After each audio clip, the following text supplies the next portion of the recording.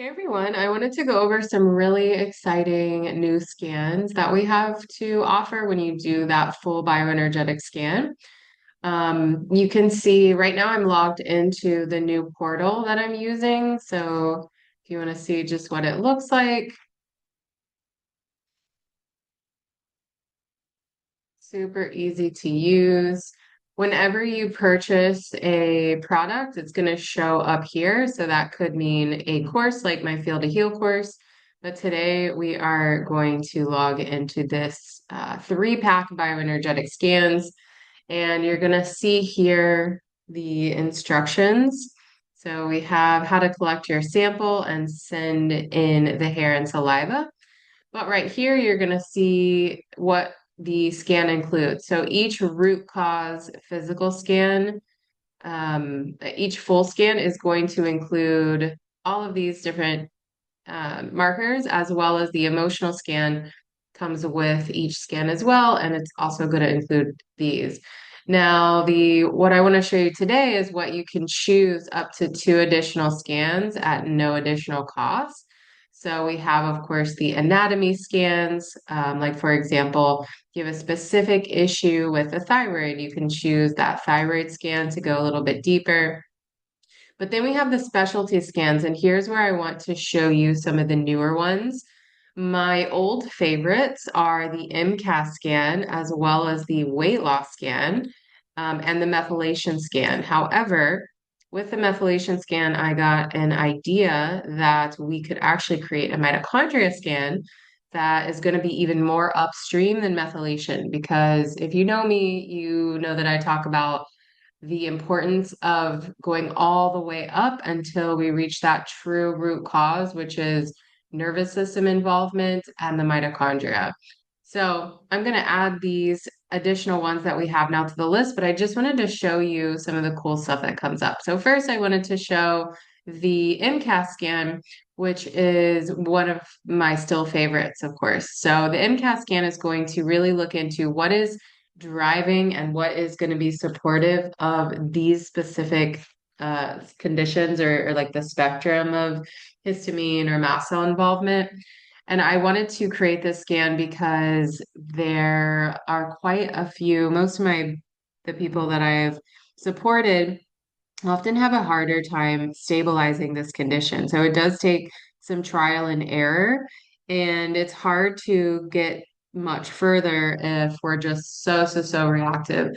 And this is where the mitochondria and the nervous system come into play, because the nervous system and the mitochondria are where the threat detection starts. So this scan is really comprehensive to include anything and everything that could help to support stabilizing and becoming less reactive. So you can see here there's some genetic SNPs that are listed. There are cell salts, which give a good idea of kind of where we can come in a very gentle way, because these are basically like homeopathic versions of minerals. And then we have some B vitamins. There's a lot of self-soothing techniques in here because, again, that nervous system is where the threat detection kind of starts a lot of times. We have some liver support coming up. I have my entire ebook for how to heal MCAS and histamine intolerance programmed into here. So you might see some things in here that you're like, well, what does that mean? And we would go over all of that when we review your whole scan. You can also do the this as a standalone, just one scan. But usually I'll run it just for free on top of the root cause scans. So you can also see some reasons why there's going to be some of the MCAS symptoms, so like candida, for example. Now, I want you to put a pin in this because this always comes up for me because this is one of my MCAS scans. Low serotonin. And serotonin is made from tryptophan, and tryptophan then gets converted into serotonin as well as then melatonin. And you see it again even twice. Now, I just had an epigenetic test done, and you're going to see on a couple more of these scans that instead of making serotonin, what's happening in my body is that there is tryptophan actually going through a much more inflammatory pathway instead of the nice pathway that makes serotonin, which of course serotonin is what can help you feel a little bit more happy, calm, relaxed, stable. And the inflammatory pathway that often happens from exposures, from high stress, and a variety of other things, which we'll see on some of my other scans, because these are all going to be mine. Um, yeah, and you can just see have had an uptick in asthma recently, and everything kind of makes sense here. Let's go to my second favorite that's still available. So the weight loss scan. This one is great because it not only gives you blocks that are maybe affecting weight loss, as well as is also going to give you support. It goes into diet and exercise tolerance as well. And I just think it's so helpful to see, for example, this is when I was not doing so hot, when I was probably being exposed to mold traveling through Vietnam. What came up was actually really light exercise and only 2 times a week. So 65 to 80%. Actually, this might have been a little after that when I was feeling a little bit better, but still not a lot. You can see the whole HPA axis comes up for me oftentimes. And of course, we would go over like what all of this means. Just short 30-minute bursts of exercise. There's going to also be diets that might resonate. So here we have this one, 7-day detox miracle, and you can read about what that means or look it up online. We'll talk about all of that as well. And then, of course, you're seeing kind of a theme here. Candida is coming up, liver is coming up. So all the same things that are affecting MCAS is, of course, going to affect weight because what is our weight comprised of? So what affects that? Inflammation, stress. You get the idea. Now let's get into the three new scans. So you might see here on top, we have a new scan called the Dutch test scan. So the Dutch test is a little pricey and it's considered, I would say, the gold standard in understanding our hormone pathways. This Dutch scan is not going to replace the actual Dutch scan. However, the exact same markers that are measured in the actual Dutch test, which is a dried urine sample, are programmed into here. And I've had a few Dutch tests done. And so I compared the results here to my actual Dutch sample, and it was almost exactly the same with a few markers that were a little different, or there was only like one or two that was totally different. And my last Dutch was over a year and a half ago. So things might have definitely shifted. I'm 40 years old. But I was pretty blown away with how accurate it was. You can see like on my Dutch test, my progesterone was actually really good, which was strange to see. Usually I don't see that in the clients that I work with. But everything matched up pretty much perfectly in alignment almost. Things were just maybe like 5 to 10 markers were slightly off. But so I thought this was also really helpful. And then here you can see even like methylation capacity. There's a few extra things programmed into here. Like this marker was exactly correct with my Dutch test as well, that 5-alpha reductase activity, which is like converting testosterone into a more potent androgen. And I do have a couple symptoms of this too, so that makes a lot of sense. Anyways, this is a new add-on. Again, it's free when you do the comprehensive scan, or you can add it on to or you can do it as a standalone. Next, I'm really excited about this one. This is the fascia scan. And fascia is kind of part of our connective tissue.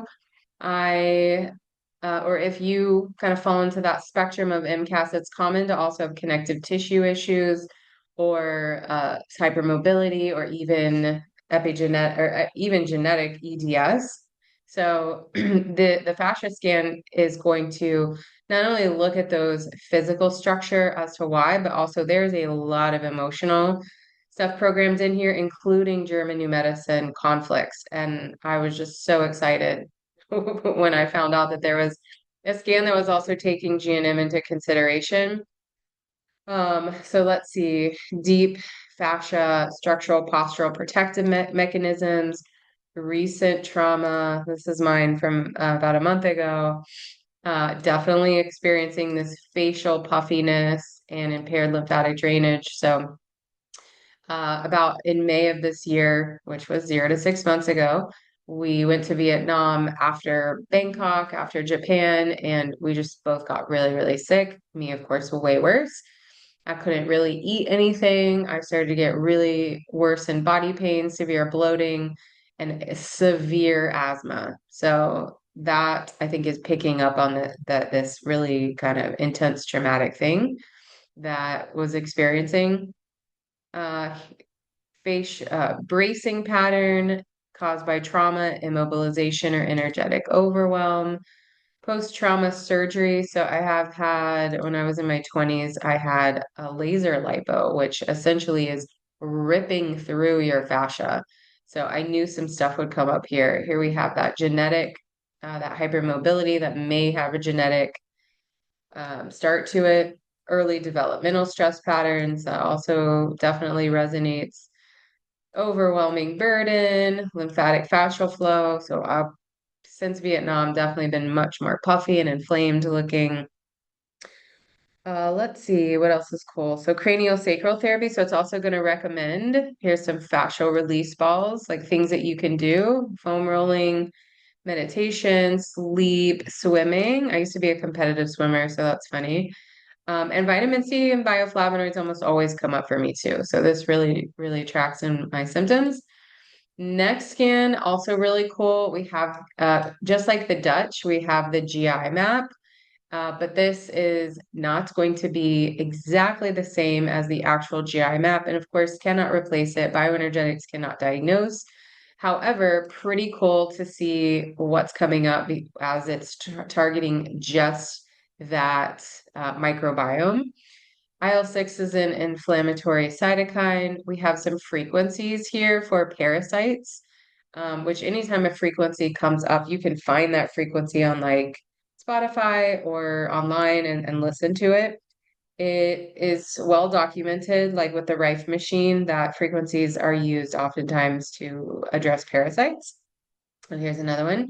Sensitivity to dairy. This also definitely resonates with me. I have a harder time with milk, although I can do a little bit of cheeses and yogurts. Here we're going to see that candida again coming up for me. It almost always comes up for me in every scan that I've ever done.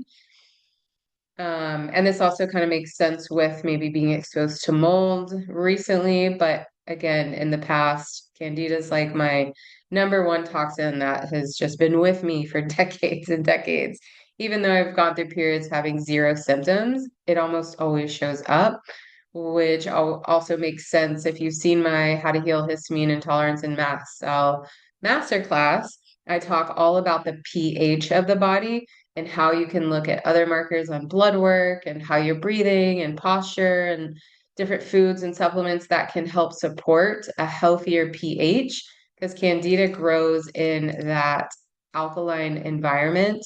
It's very opportunistic when things are off or alkaline. Anyways, and then penicillins, this is antibiotics that are made from penicillium, from mold. I've never had penicillin, but I was always told that I was allergic to mold, so I'm not surprised to see that. And then this is a type of, um, I believe it's an antibiotic, this group of medications. I definitely used to take tons of antibiotics as a child too, so I'm not surprised to see some of those come up. And then lastly, what I'm most excited about is the mitochondria scan. So with the methylation scan that was already in there, I thought, let's go even higher. Methylation also requires ATP to happen. So let's go all the way up to the mitochondria. And surprisingly, there was no mitochondria scan in the Quest 4. So you're going to see, again, some kind of themes. Iron is a big one for me. I've had higher iron in my blood test for the last 2 years. Until recently, I started doing lactoferrin, human lactoferrin. You've probably seen me talk about a ton. You can find that information on my Instagram highlight. I'll try to do a video on that soon. Zinc, you may have seen me talk a lot about zinc before because was on high dose zinc for a really long time, which also helps with that marker on the Dutch, that 5-alpha reductase pathway. Zinc is also really important for allergies and immune function. And every test that I did, I just required more and more zinc. You'll also see, let's see, here we see mast cells. So again, mitochondria are what's triggering mast cells, not the other way around. Mitochondria receive the stress signals from the nervous system or internally from toxins or pathogens and infections, and then they trigger mast cells. You probably see me talk about calcium often, how I was in a really bad calcium shell a couple years ago. Well, it was 10 years ago at this point, but even a couple years ago, I was still in that shell, just slowly coming out of it. On this test, we're also going to see what complex may need support and NADH. So this is also a theme on the epigenetic test that I did as well. I'll do another video that goes over that test because that was super fascinating, but all of this makes sense. And what can we do with this information? We are going to know how to support the mitochondria, what complexes may be bottlenecked, and how we can start to go all the way upstream to those signals, as well as maybe nutrients that are dysregulated or low. We can see how that's affecting the rest of the body, for example, how that shows up in your blood work, and yeah, just get a really, really deep understanding of exactly kind of how to support the body. So send me a message and love to chat.